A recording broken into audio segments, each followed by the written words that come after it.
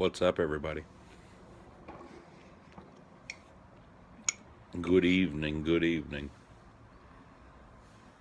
McFatass, wow. Already a sour Skittle this late at night? Pretty awesome, though.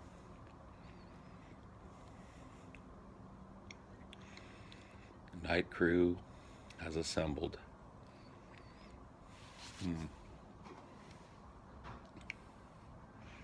Hope you guys don't mind. I'm enjoying some ice cream in my vapor, so.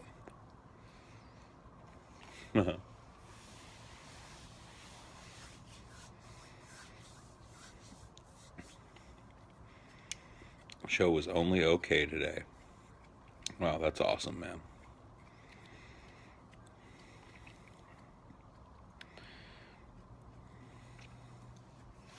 Yeah, I had fun. I had fun on the show tonight, so. I figure that's a good barometer to hold the show by, right? If I have fun making the show, then chances are something about it was decent. You hate Brett, really? What do you hate Brett for? He's only being what he's made to be, you know? Duplicitous manatee.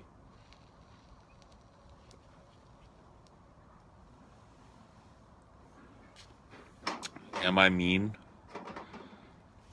Am I mean to Brett? Or am I the kindest person in Brett's life?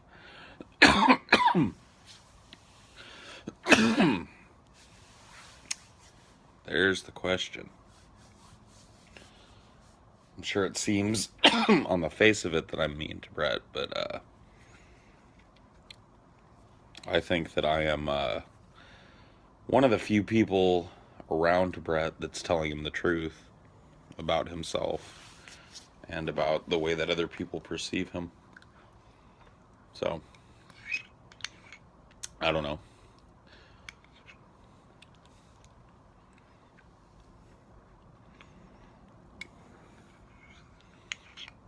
You ever feel like Brett has occupied too much of my time and thoughts? No. Brett's a totem, dude.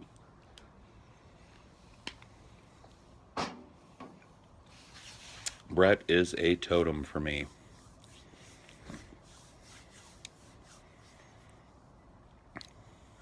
He is a character removed from myself, with whom I choose to sympathize and choose to think about the world through the eyes of. Yeah, man. The manatee is my totem. I have made him my totem.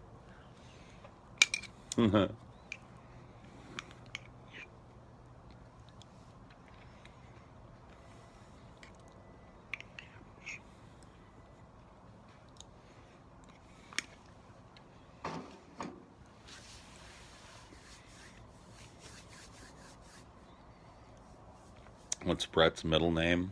I don't know. I think his middle initial is D. I remember in a very old video of him saying something about Brett D. Keane. But I may be wrong. Never bothered to look. Brett Dorn. Oh, wouldn't that be weird? Space Race. Yeah. I thought Jesus Freak was particularly shitty tonight. Like, didn't want to hang around to hear what a piece of shit Brett Keane is. Okay.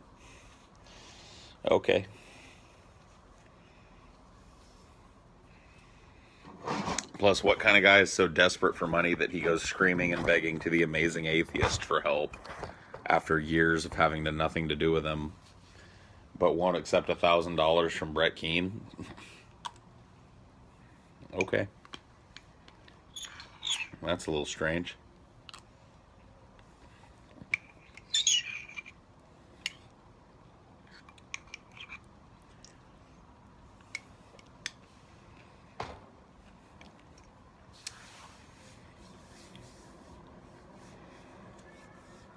You thought it was for his daughter? Yeah, well, I mean, that's what he says it's for. But when it's coming from Brett Keane, he can't possibly accept $1,000. She's got some kind of a genetic disorder that partially can be corrected by surgery. That'll increase her quality of life. That's basically it.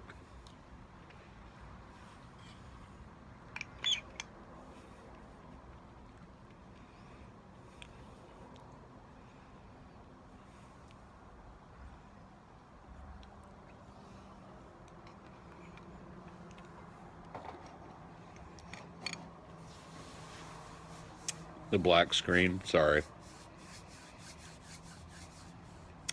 The night crew doesn't get to see me much because I don't like to sit under harsh lights all day and then come outside before I wind down for bed and sit under fucking harsh lights. I like to chill in the dark and look at the sky and listen to the rain as it starts to come down. It sounds like it's sprinkling. Pretty cool.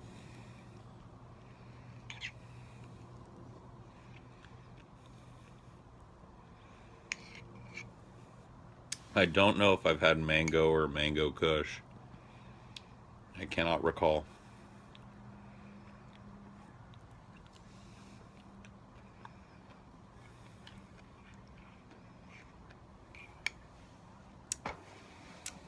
Okay, you partially get where I'm coming from with the globalist Paul stuff, but I'm listening.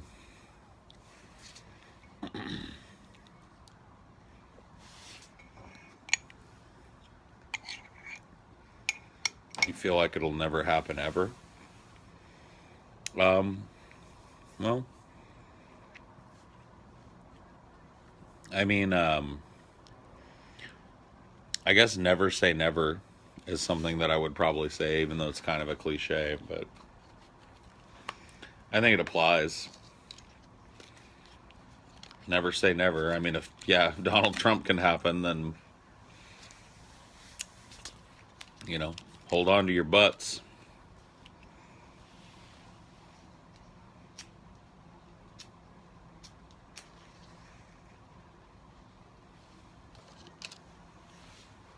Hold on to your butts. Because who knows? But yeah, no, they're lofty goals, but I don't think that they're goals that other people couldn't understand, you know? And I don't think they're unattainable either. You know, I don't expect everybody to just wave a magic wand and ideologically become homogenous and start thinking in the same way, at least when it comes to the human species. But I think that if we started orienting ourselves in that direction now, that we might get where we need to be in time to save ourselves. But maybe I'm a crazy person.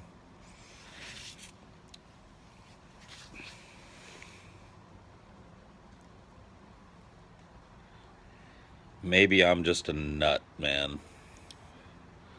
Who knows? You're too much of a naive baboon who doesn't understand pragmatism. Oh.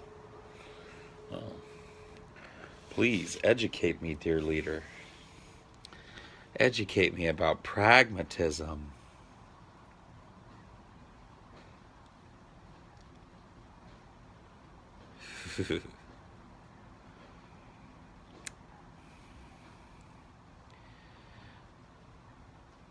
Naive baboon. Back, naive baboon. Back, I say. Oh.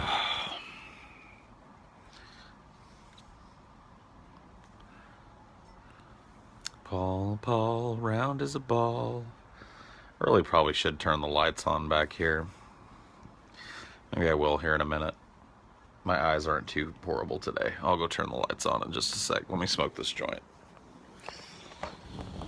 I'll smoke this joint. Please don't. Fuck you. Fuck you, sir. Losing the election is exactly what a pragmatist would do. Oh. I wanna bust a nut. She's looking good. Paul, smoke that joint. Okay, I will.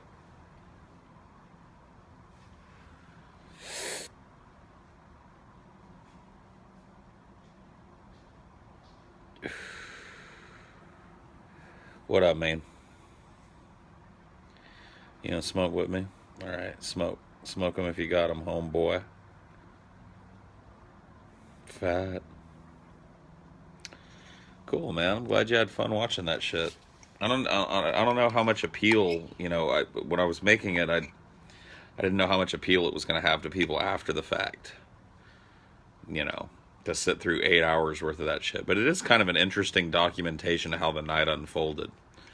Because we really were, most of us in the room anyway, pretty duped by the polls and the information we'd gotten from media. But pretty interesting to watch our attitudes change. At what point do you think society's needs supersede individual rights?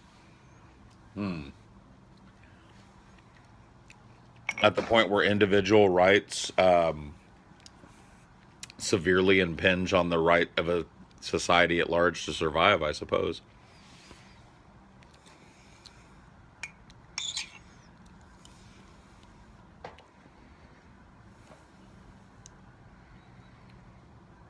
You were dead set on Trump losing and made a compelling case. Sure. Everybody in the media was. I mean, I wasn't saying things that I came up with on my own. You know, I came to the position that I had on Trump losing by aggregating all of the news outlets and polls that I could read, by trying to collect all the different perspectives that I could get from our news media and our government. And I came to the same conclusion that pretty much everybody else did, which was that Hillary Clinton was going to pretty handily walk away with the presidency, and that was that.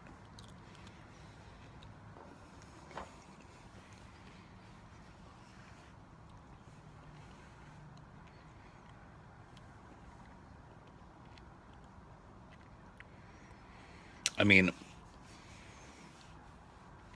I'm not a math geek, dude, but somewhere around halfway through the night, I think right around when they called Ohio for Trump,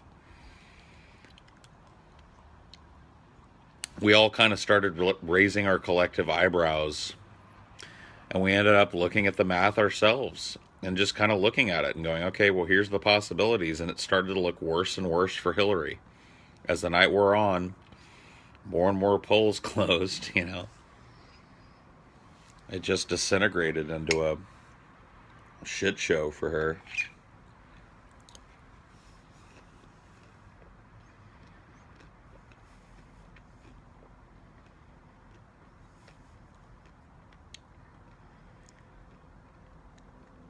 Yeah, that's one thing that I called that night that I ended up being really wrong about, even at the end, was that I thought that the story of this election was going to be massive turnout in rural areas,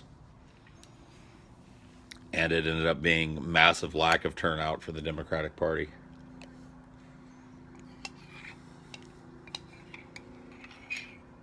Which I don't know if anybody saw coming.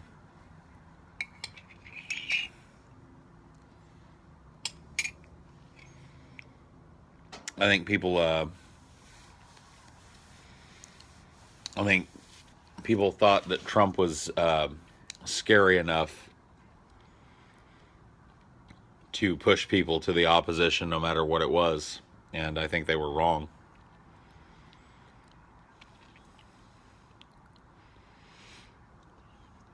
Hillary was not exciting enough. It's not even really about being exciting. She's just not likable. I mean, people know that she's full of shit. She's openly full of shit.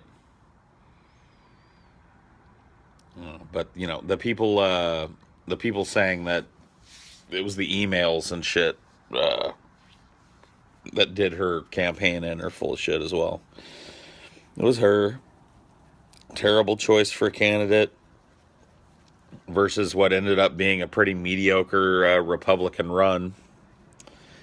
And the mediocre Republican run eked it out. I mean, that's basically the way it went, because nobody showed up for Clinton. Whether a significant portion of those people who didn't go out to the polls were protest votes, kind of like mine. It's people who refused to vote, or if they were people, apathy votes, or if they were, I don't know, people that just stayed home because they didn't think they needed to get out and vote because they were being told by everybody that they could listen to anywhere that Hillary was already, she already had it in the bag. I mean, I remember watching the news a few days before, and they were looking right now, and they were like, it would not be shocking to just like looking at these polls to call this election right now for Hillary Clinton. I mean, look, she by the math, you look at the polls, and she's already got 369 electoral votes. I mean, that's one shy of the presidency.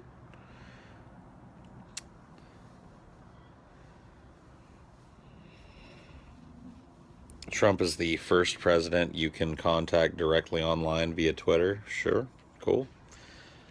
I mean, I don't know. I have a feeling that his Twitter is going to be a pretty busy place for the next 4 to 8 years. So good luck getting a response from him. But I think it is cool that he is active on social media. I wonder if he'll remain as such, or if that will taper off after he's inaugurated.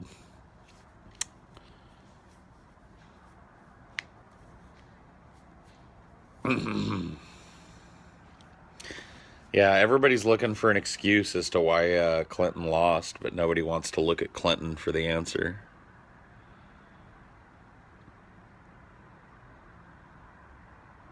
You were called out and asked if you cared about Trump winning as a white male. What? I don't even understand that question you were asked. I have smoked sour diesel, yeah. Pretty fucking good shit. Trump will be on the presidents of the, yeah, probably. I don't know. We'll see. I mean, I think there are probably rules governing what he can and can't say now that he's the president. Like, probably national security rules are in effect, so he's probably not going to be able to be as boisterous and all-encompassing as he has been on Twitter. But, we'll see. You're drunk as shirt. How was the show? It was pretty good, man. I enjoyed the show. I enjoyed it. It's the most acid I've ever done. I don't know. I think I did like, I don't take really high doses of acid, so it's not going to be an impressive number. I think I've taken probably four doses. 4 little sheets. Not sheets. That's a whole, like, dealio of acid. 4 little micros. How much longer do I think? Oh, yeah, now that I've put Brett Keane onto it, probably not very long at all. I really did genuinely think he'd taken it down tonight, but I think Ben was just spelling it wrong, probably. Whatever, the hazards of doing a show stoned, I suppose. Sometimes there be miscommunications.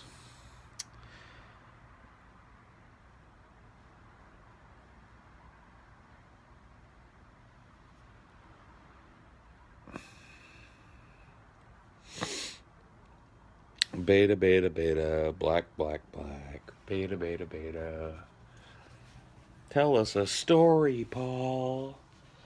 Paul, Uncle Paul, tell us a story, man. You want to know a story? I'll tell you a story.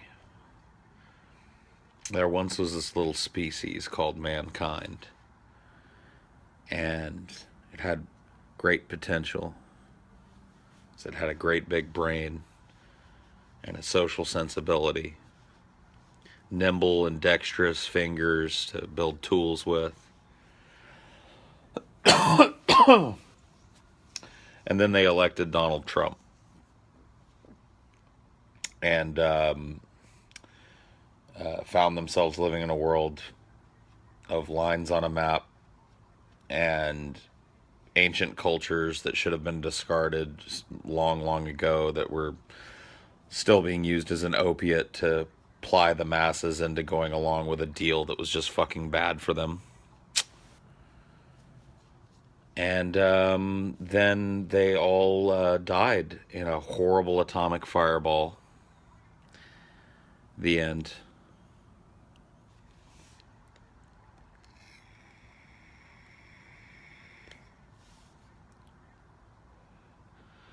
You haven't taken a shit today?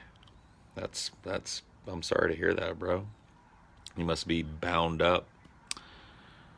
What happened the first time you met Ashley in person? Well, I was on the phone with her as soon as I hit Texas, of course, and it was early in the morning, so she was pretty tired, I think, but she wanted me to call her, so we talked for a couple hours as I drove in, and then I was pretty close to where she was, and my cell phone was about to die. So I was about 10 minutes away, so I just told her, I said, look, I'm going to let you go so my cell phone doesn't die, and I will be there, shortly. And so I pulled up, and I was pretty sure I was at the right place, and as I was getting out of my car, I looked, and I saw her come out of the door, and she ran up to me, and she gave me a big hug, and after we pulled back from the hug, I made the slick move and went in for a smooch. And we had a nice little first kiss right there. I went in for the sneaky Paul's ego smooch, which, And that was it, man. It was pretty fucking smooth, dude. And then we started hanging out and didn't really stop hanging out until now. A tree cannot stand without its roots, okay?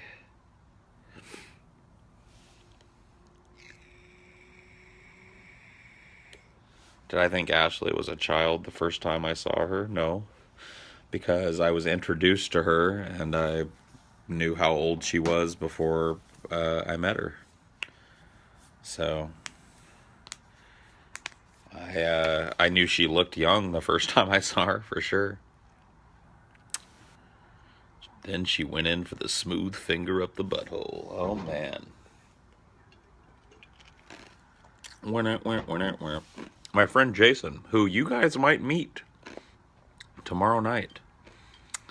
Because my friend Jason, who I've actually never met in person, but I've talked to pretty much every day for the last 3 years of my life, lives nearby. And he's going to come chill with me tomorrow. So you guys might get to meet him on Periscope if he wants to come on with me in the evening time. We'll smoke some green and talk some shit. Jason from the old Hangout days, indeed. Yeah, he and I, we played Dota 2 together for a while, and, it wasn't long into that I realized, holy shit, like, we're becoming best friends. And before I knew it, dude, like, we're like a couple of old hens, man. I talk to him every day for at least an hour, probably. We just shoot the shit, play video games. We have a little bromance going on. Couple of old goats, couple of old billy goats sitting out there chewing the cud, What's Jason been up to? He's in school. He's doing really well. He's got a job. He's doing really, really well. Chewing the cud. When is Anderson Cooper coming on the show? That's what I want to know, man. When is this show going to get classy and get Anderson Cooper, huh? When is that going to happen? Relationships, yeah.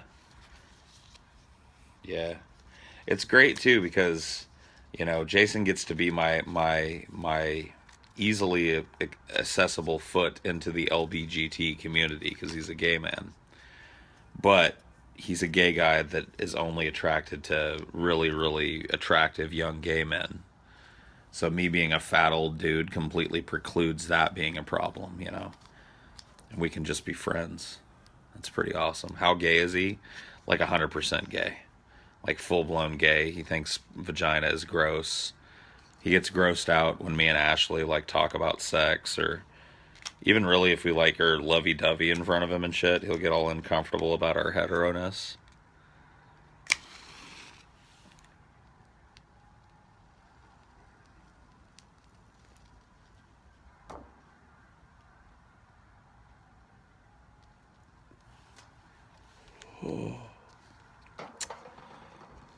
So he's pretty gay.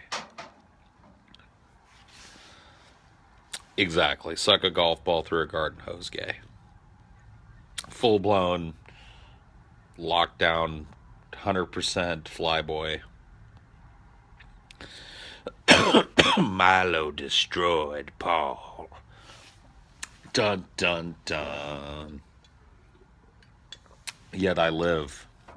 Milo Yiannopoulos, I've come to bargain. Oh my god, it's that fat faggot from the Milo Yiannopoulos, I've come to bargain. Anecdotal Milo Yiannopoulos, I've come to bargain.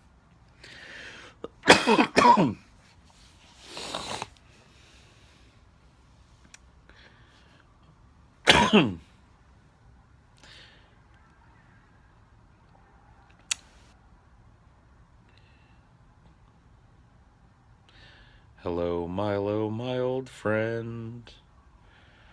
I've got an anecdote again.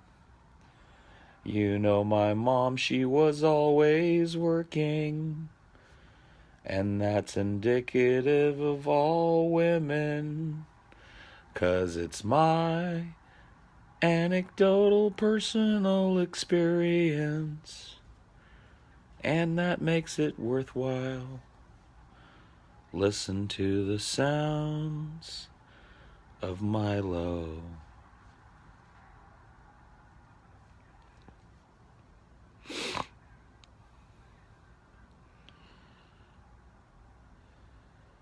Thank you, thank you. Good evening to you, the Grand Wombat. Wow, what an audacious name you have, sir. Will Milo be on the show again? I don't know. I do not book the show, so those questions are for Ben. I'll probably find out around the time you guys find out. Would I toss a salad in prison? I mean, I guess it depends on what's at stake, right? I mean, if you got to toss a salad, you got to toss a salad, right?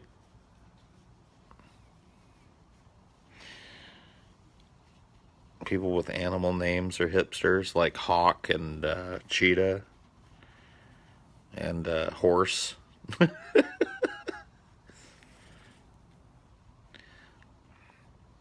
What would it take for TJ to fist me again? I don't know. Money?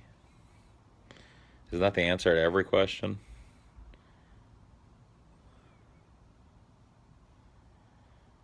Otherkin should be deported to where? Where do you send them? Do we create an island just for their blighted kind and send them all there, or like what do we do with the otherkin? You know, that's what I want to know.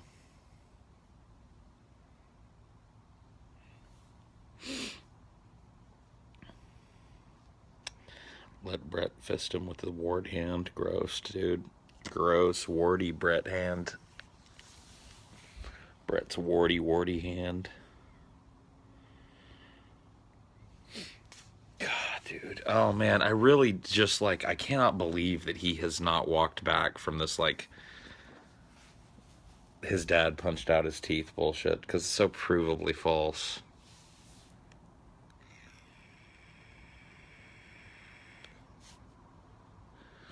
You suddenly find yourself getting anxiety from Pan. That's interesting. I think I'm kind of the inverse of that. I used to get the occasional panic attack on weed, and now it hasn't happened to me. It's been a long time. So, and I smoke way more now than I used to, because I just have more access to it now. I have not seen Interstellar, no. I keep seeing it on Netflix and shit, and I'm like, oh yeah, and I like Matthew McConaughey. Me and TJ talked about this. I think the reason why I haven't seen Interstellar is because when I look at it, because it's got Matthew McConaughey in it, right? I automatically think of Contact. And I think, I don't know if I want to watch Contact again. Even though I know it's not exactly Contact, the little bit of shit that people have told me about it kind of sounds like Contact, or at least part of Contact. So, yeah. Arrival is way better than Contact. Cool. I've heard about Arrival too. I kind of want to see it, but I can wait for it to come out on video. Did I watch The Martian? Nope. Haven't seen The Martian. I haven't seen Interstellar. Um, the last, like those types of spacey kind of movies that I watched was that one with Sandra Bullock, where she was like a astronaut chick that gets stuck in space with George Clooney. Gravity. There you go. Yeah.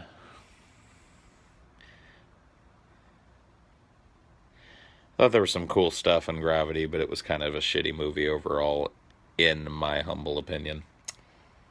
Kind of soured me on the astronaut film for a while, I think.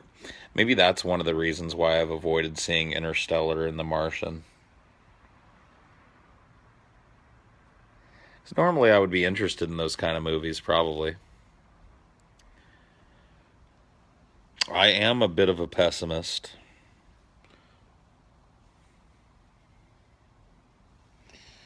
I will cop to that. Pessimism and I are old friends, and we get along really, really well. Fuck you.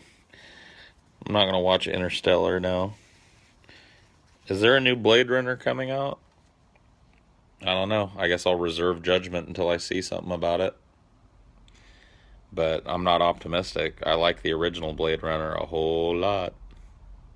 Apollo 13 is good. I agree. I like Apollo 13.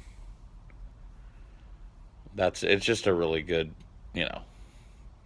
I know it's probably not Nat's ass accurate, but it's still a pretty cool flick. Space Cowboys. Nah. I watched it once and never watched it again, so that lets me to know that it's probably just a pretty forgettable movie. If I didn't think it was worth one more dip back into it, then typically it means it was either just a really forgettable movie or one of those movies you can only really watch and experience one time. I'm going to go with forgettable because I can't really remember anything about it other than it's Clint Eastwood in space.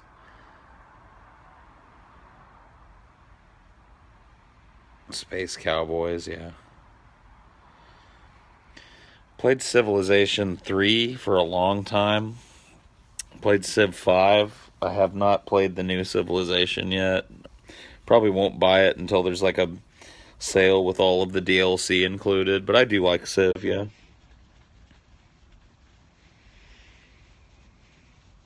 What's the funnest drug you've taken? Funnest. I don't know. I mean, weed is pretty fun. Mushrooms are pretty fun. Different kinds of fun, though. I don't know. I don't know if I can quantify funnest for you. Nuke Festus? Well, why not everybody else? Nuke Festus and everything. How about that? Nuke every town. Nuke every house. Every house gets a nuke.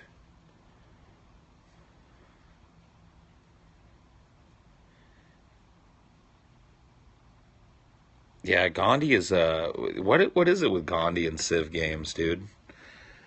Like he was ruthless, man.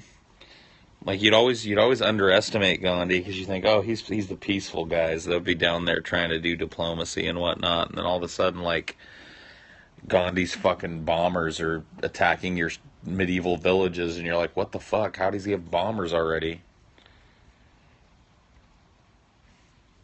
I better upgrade those fucking bowmen real quick. We got bombers, boys. Fucking Gandhi. Fucking Gandhi done did it again. Is Donald gonna grab your pussy? Didn't he already? Pretty sure the final pussy grabbing was happened on election night. I mean, that was the ultimate grabbing of the puss. There's really...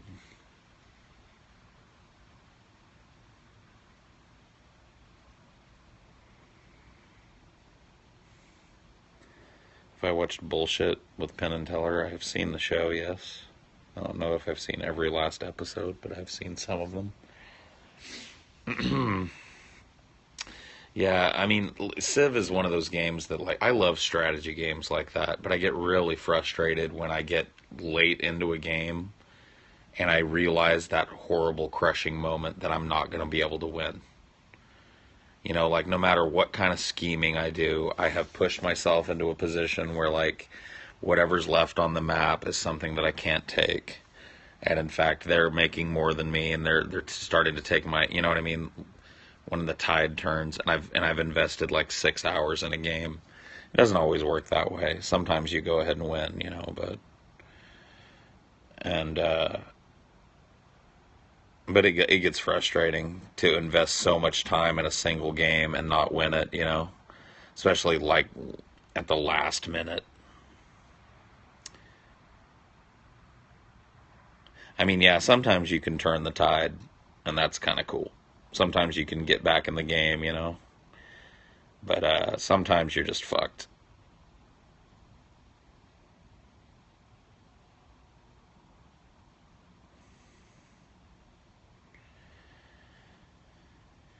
Uh, I actually usually go the other way in Civ, or at least I try to first. I mean, I play a lot of games where I end up going Warmonger out of necessity, and sometimes I'll start out a game with the intention to go that way. But I always like trying to win through diplomacy and underhanded means and economic and cultural domination, where those options are available.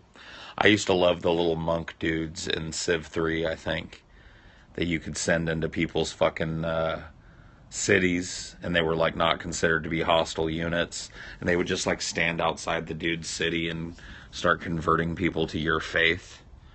That shit was awesome, man.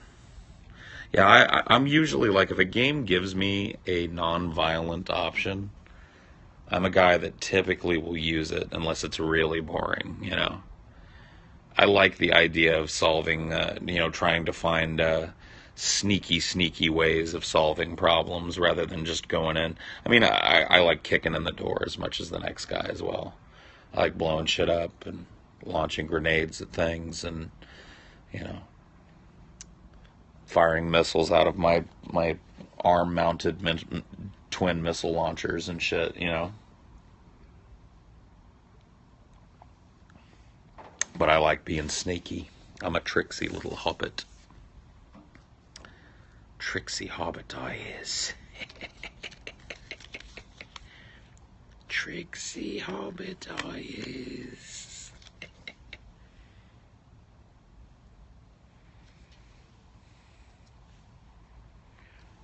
Tips on how to get laid.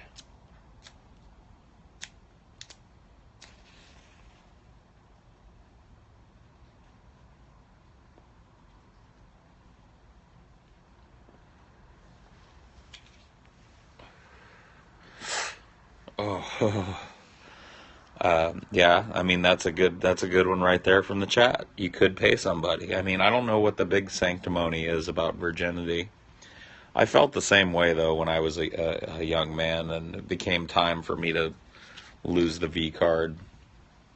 Like, I wanted to, you know, lose it myself, but you know, if I had gone until I was like probably 22 or 23 without getting laid, I probably would have saved up some money for a trip to Reno and done the deed. Like, how to talk to girls. I mean, you've got to talk to them like, I don't know. I'm good at it, but I don't know how to explain how to do it. It's just because I don't.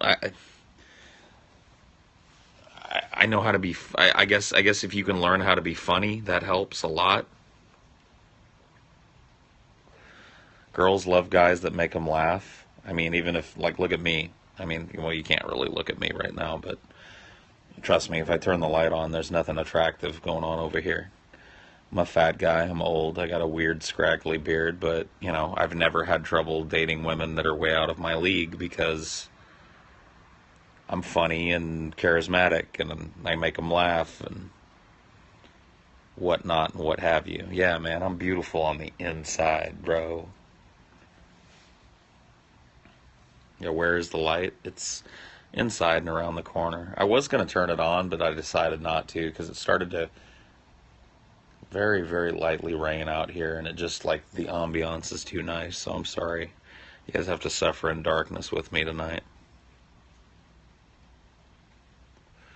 I'll try and find a happy medium when I get my own place out here, where if I'm going to sit outside or sit by the window or something at night with the lights off, maybe I'll have like a little light somewhere where you guys can at least see me. As a girl, we want someone funny who listens to us and remembers what we like. Right, right. That's actually really good advice. Like when I was in high school, I had a lot of female friends, and guys would ask me all the time, "How do you talk to girls, man?" Blah, blah, blah. None of the girls that I was friends with, well, some of them I guess were, in retrospect, interested in me at some certain points, but not that I was aware of. I was pretty dense about it. But if you make friends with girls, they're like anybody else. They like to laugh. They like to be listened to. So do we. You know what I mean? Guys are not different in that way. We don't like to feel like nobody's listening when we're talking.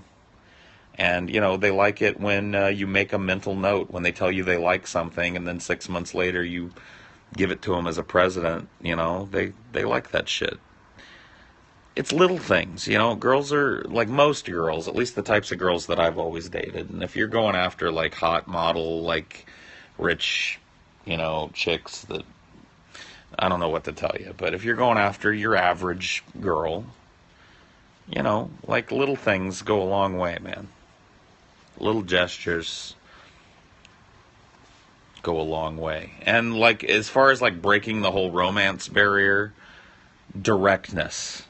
There's a song that I always direct people to. And I'm going to be dead honest with you. Whoever asked me this question, anybody out there listening that's interested in this. If you want to know, it's a song about breaking up, but it's also a song about, well, it can be, you can look at it through the lens of actually asking somebody to date. It's called Popular by a band called Not a Surf from the 90s. And there's a speech at the beginning of it. He talks about breaking up, and he talks about honesty and directness. I'm telling you, dude, be direct, be honest. Don't flatter.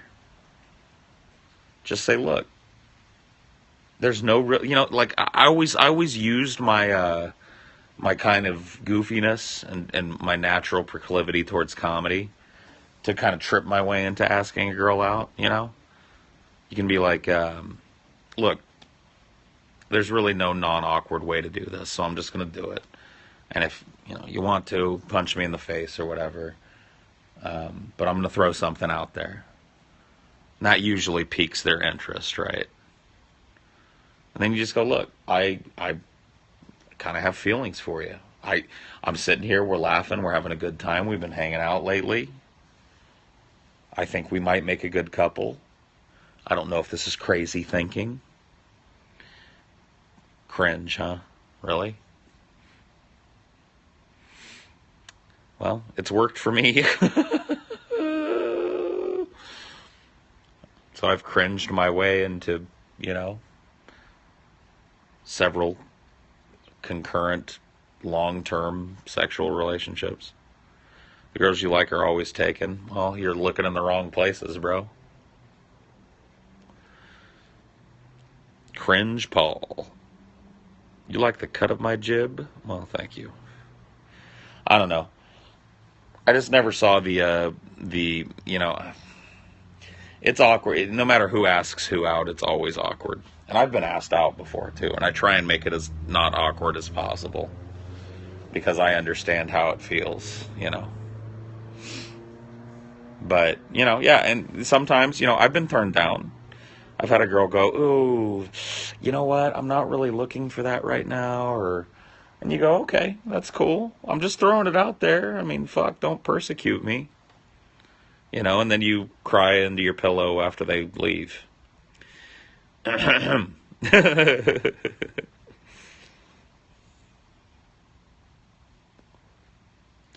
Rejection is tough, you know, for anybody. Nobody likes, you know, nobody's like, man, I hope I get rejected. But, you know, I don't know. I think if you've got a decent social acumen, you don't get rejected as much as you think you will. You'd be surprised. But that involves like learning how to read body language and shit, you know? Like every time there's been a woman that liked me since I've been an adult, I've known it pretty quickly. Most women, most men, in fact, most human beings are not very subtle when they're attracted to another human being. Subtlety tends to go out the window, and if you know what you're looking for, then you know what you're looking for. Paul, what is your last name? My last name is Zigo. What's your last name?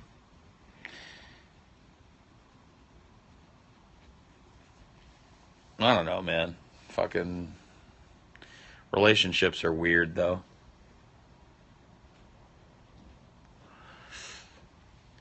Because on one hand, you know, I don't know. Never had one, huh?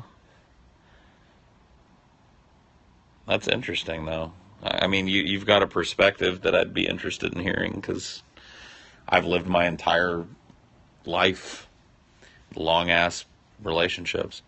Have you ever had a purely physical relationship? Yes. Once. Paul,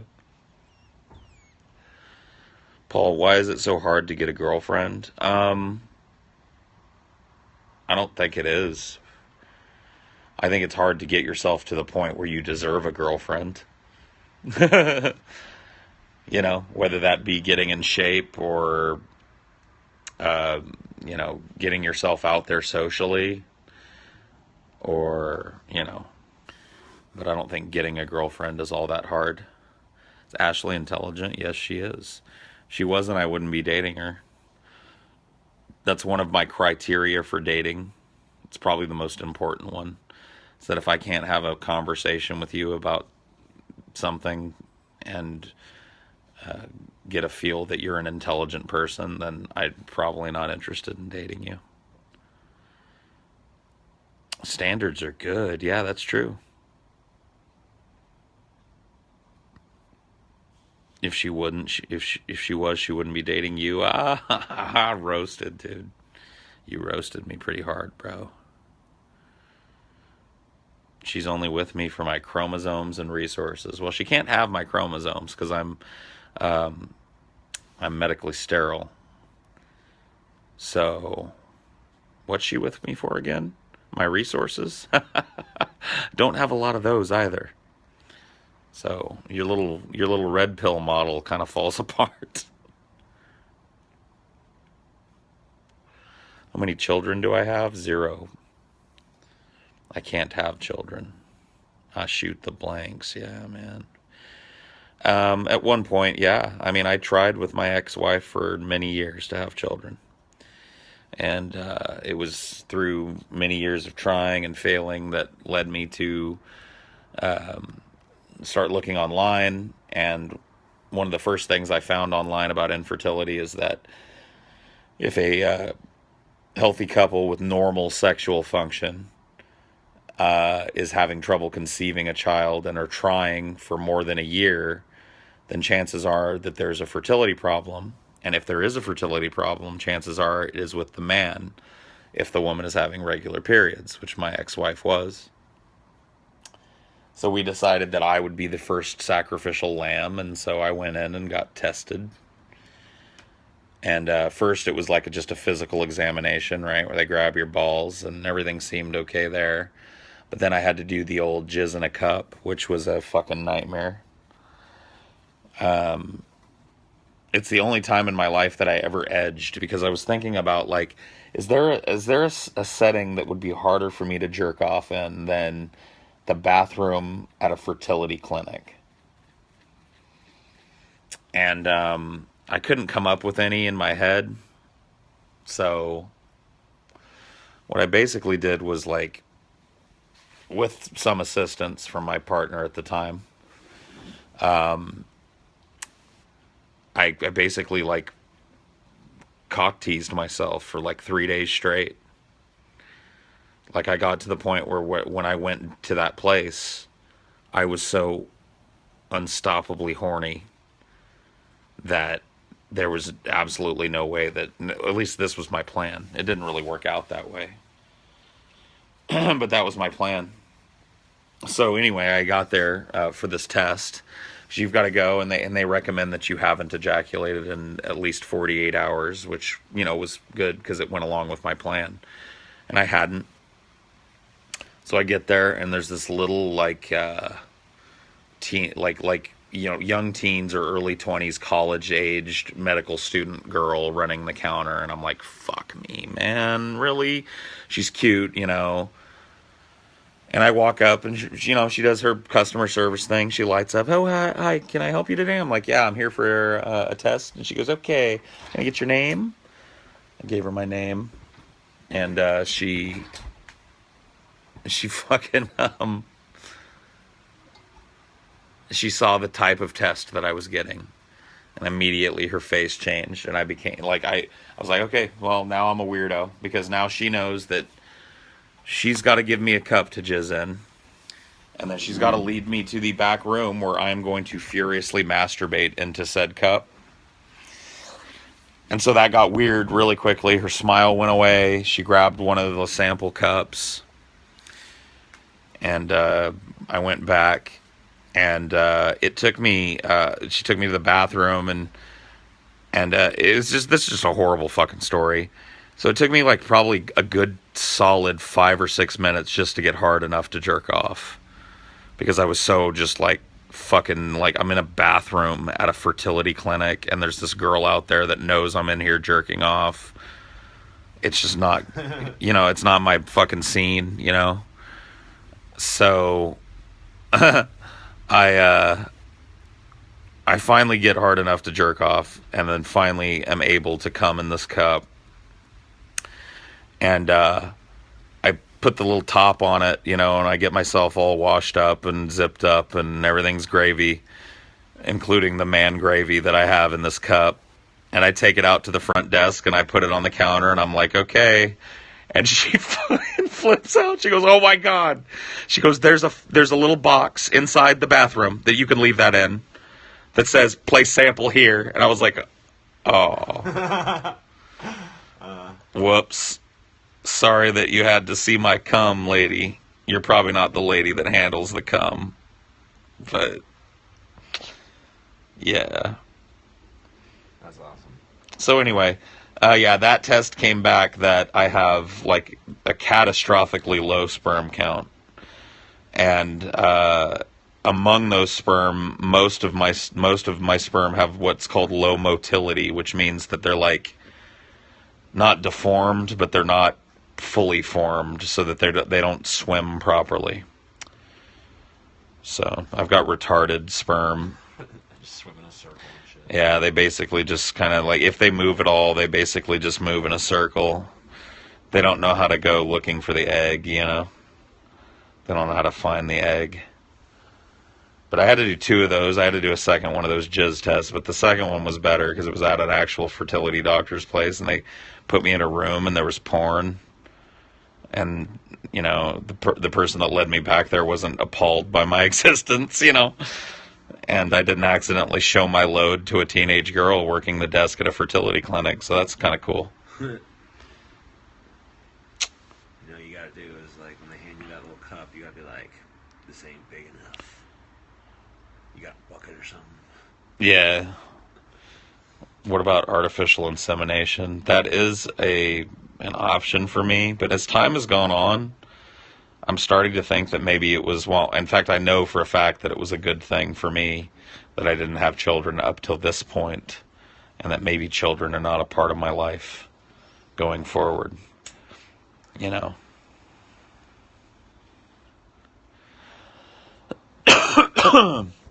Which is fine by me, I guess. we'll see. Never say never is what they say, so.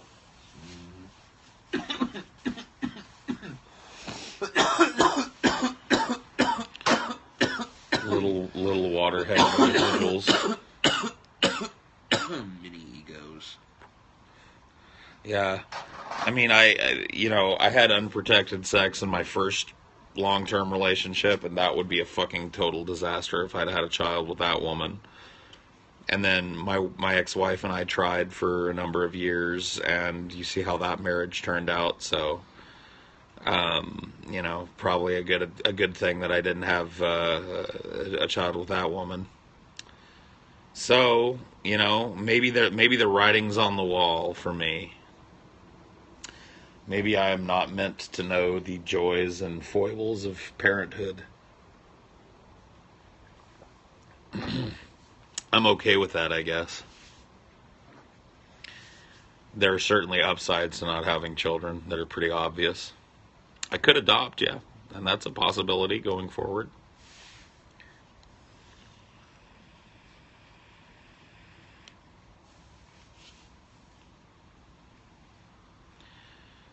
Paul, writing's on the wall.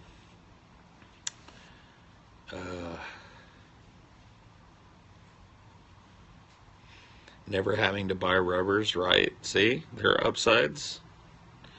I like kids, man. I'm good with kids. I played Santa for a long time back in my hometown, and I've got little nieces and nephews. I like talking to kids. I like their opinions on things because they're very blunt about shit. So,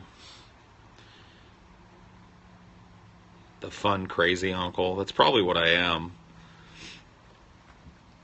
My friend Waylon called me, and his little girl Lily she calls me Uncle PJ, and I'm not even her real uncle, but she has a real uncle who's always trying to get her to say that he's her favorite uncle, but she always says Uncle PJ is my favorite uncle. Was I ever high as Santa? No. I played Santa at a school as part of, well, as an extension of the job that I had. So I didn't really smoke as much as I do now when I had my old job. It was mostly an evenings and weekends affair for me. I didn't go to work high a whole lot. P-Way. I feel like I'd make a good parent. Well, I think that feeling leads to a lot of unwanted children. Hey, P-Way, let me see your twampet. Show me the twampet, P-Way.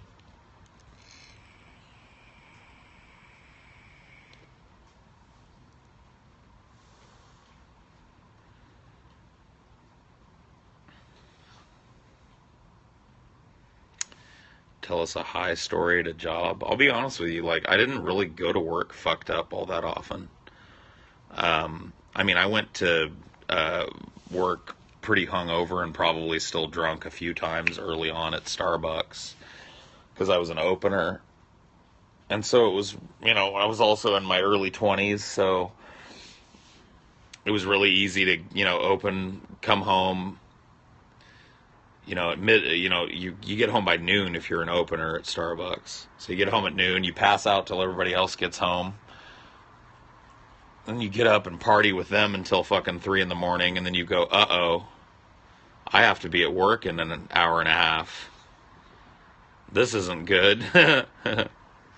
So I've had that happen to me a couple of times when I was in my early 20s, but for the most part, I've been a pretty responsible job person and didn't work fucked up.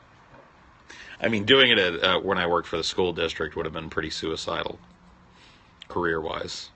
Because the first time a teacher that knew what marijuana smelled it on me, I'd be up shit creek. Unless it was a really cool teacher.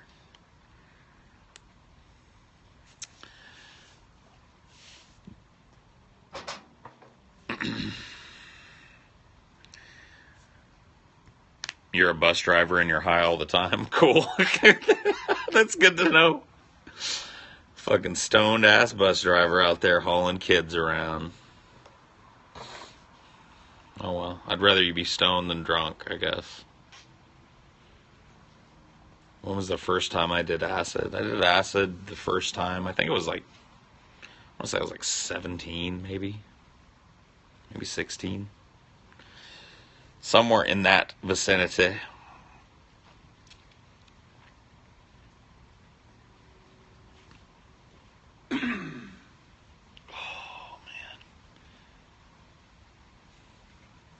Feels nice out here, man. Yeah, dude. I love the pitter patter of the rain and I shit. was just thinking about that. On the leaves of all the trees. Yeah, It's a very relaxing sound. it really is. It's a very relaxing temperature for me, too. Yeah. It's very nice, man.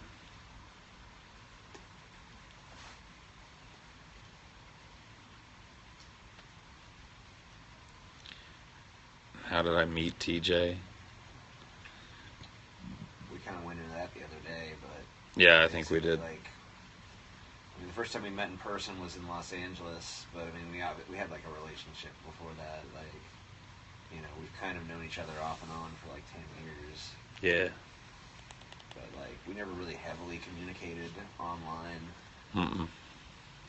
You know, I'm really not even the kind of person who does that, so... I'm not really either. But, I always thought Paul was really funny and talented, so... when Ben suggested getting him on the show, I thought it was a good idea, and he did really well then, and then when we were doing the thing where we went into Brett Keene's little Christian box, you know, we pulled Paul in there because I knew Paul was pretty vicious when it comes to, you know, someone that's being really fucking stupid. And I love that vicious streak. And, you know, and Paul's not a vicious dude. I mean, really.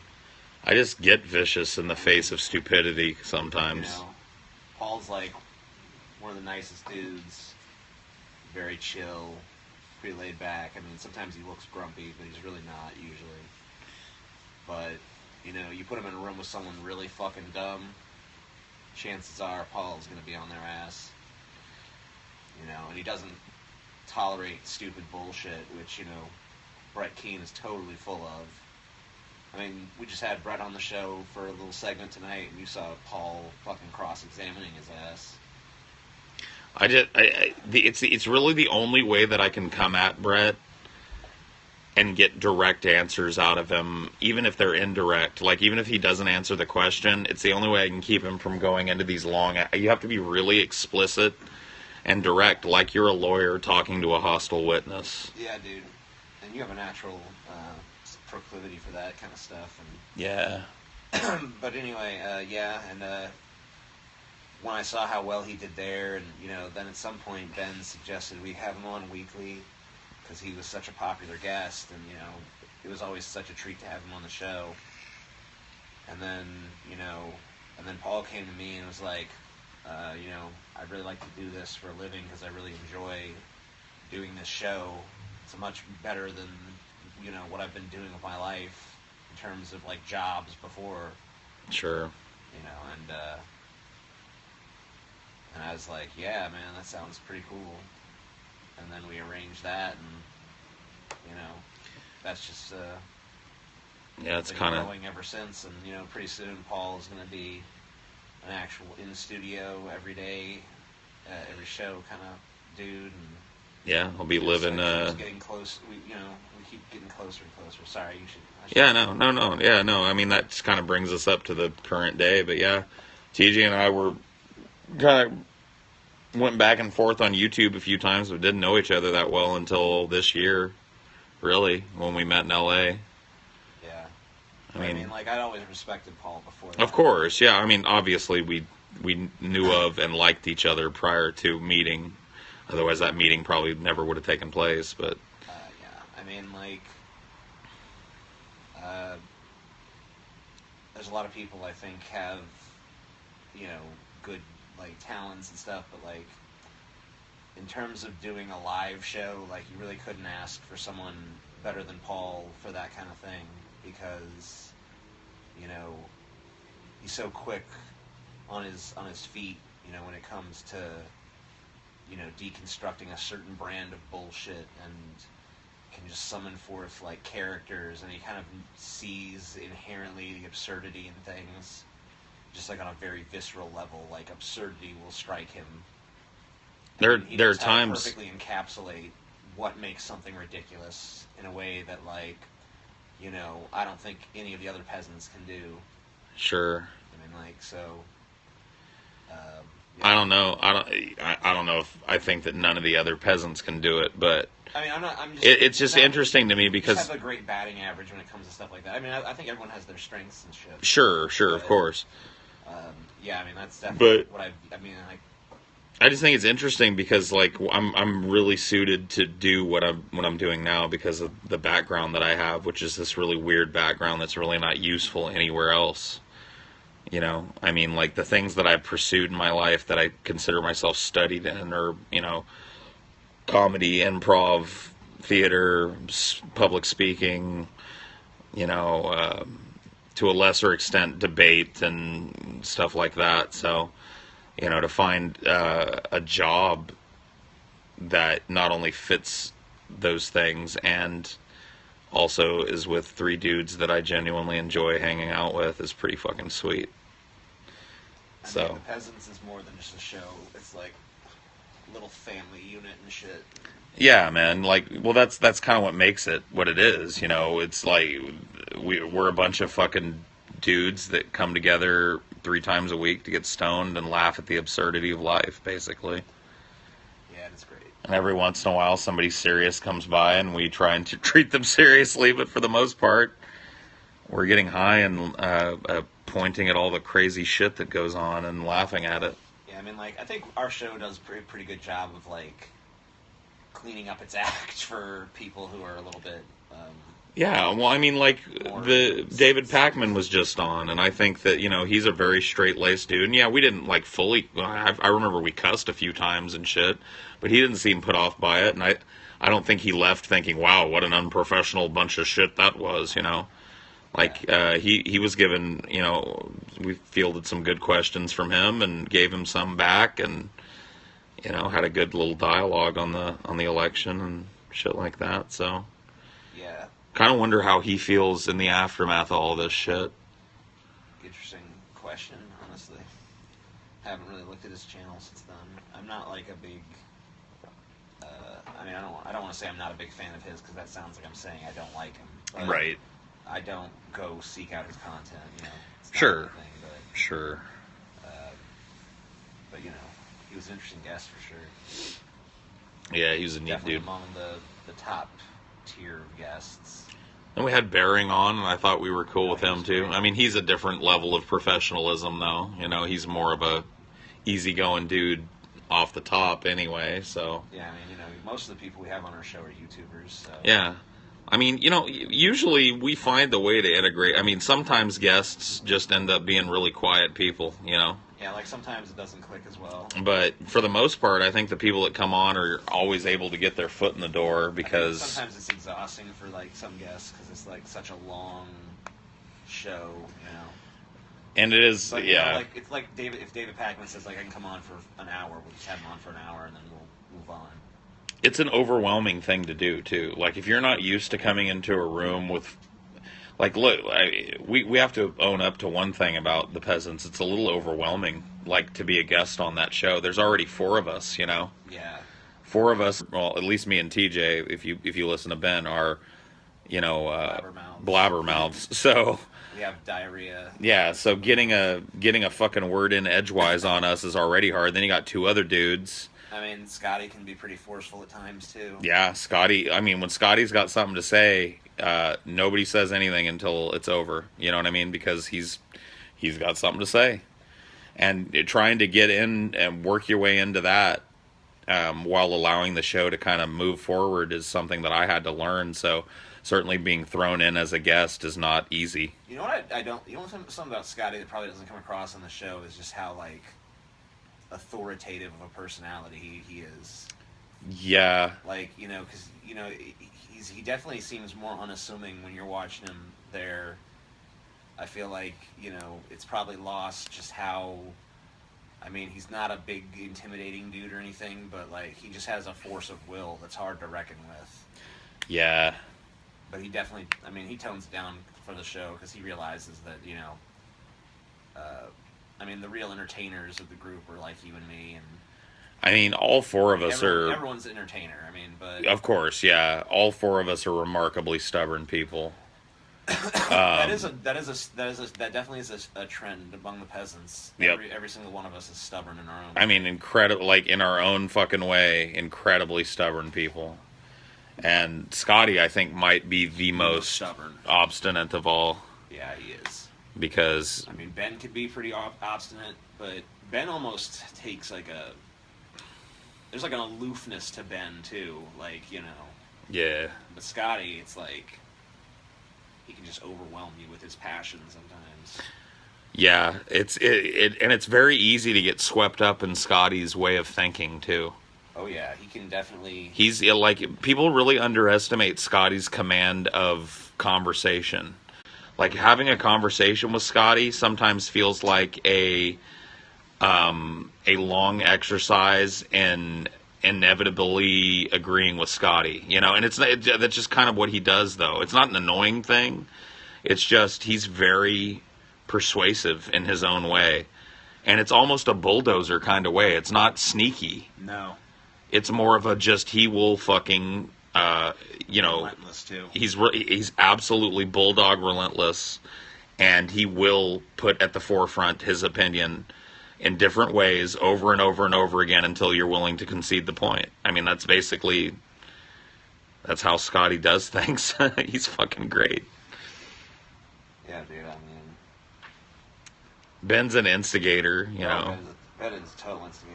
I think that's the role he plays on. You can always see Ben pulling the strings, man. Ben definitely knows exactly what threads to tug on to make things unravel. Oh yeah, dude. That's his gift. Easily. One of them, anyway.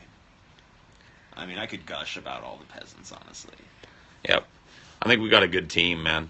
It feels good. It's like a dream team, honestly, in a lot of ways, to me. Yeah. I mean, I don't mean to blow smoke up our own asses, but like I feel like everyone's very complimentary towards one another. Yeah, I like it, man. The energy feels good, especially being here. I mean, it's so different being on Skype. It's hard to kind of quantify it, but like being in the studios, the energy's totally cool. Yeah, man, you gotta be part of that. I mean, it's just... Gotta ride the wave, Paul's ego.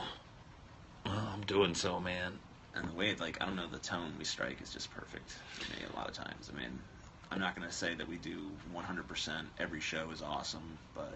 I mean, what immediately drew me to the Drunken Peasants when I started going on... was entirely shit. No. Like, every show has at least got some good parts. I mean, fuck, dude, when you're doing 3 shows a week, not every show is going to be a Grand Slam fucking home run. It's just, it can't be. Nobody. We hit them all the time, though. I mean, but I mean, yeah. I mean, look, we just had a fucking stratospheric episode. 8-hour juggernaut with and that's on the heels of a bunch of other episodes that were really popular that people really received well. So yeah, man, I think we do a good job. That the running meme of like Dane is good since they got to Washington is like pretty much dead now. It's disappeared. That shit now. No, that seems to have cleared up after all the bugs got ironed out here, which we warned people there were going to be as we transitioned into the new studio, that there were going to be fucking audio problems sometimes, and then we may have new ones when we try to move it again to our permanent studio, which we're going to be getting on Monday. Man, next week is going to be nuts. A lot of moving, a lot of craziness. Good chance for you to learn more about the studio, though. Yeah, for sure. I mean, I'm not even going to bother trying because I don't understand that kind of shit. Yeah. Not the way my mind works at all. But I'll definitely be helping Ben get everything hooked up and shit. So, if needs be, if one of the peasants needs to do some work on something in there, I can be one of them if Ben's not available, or vice versa. Anyway, my phone's about to die, so I'm going to end this shit. It's cold out here, and I'm tired, so I'm going to bed. Good night, everybody. I'll see you tomorrow.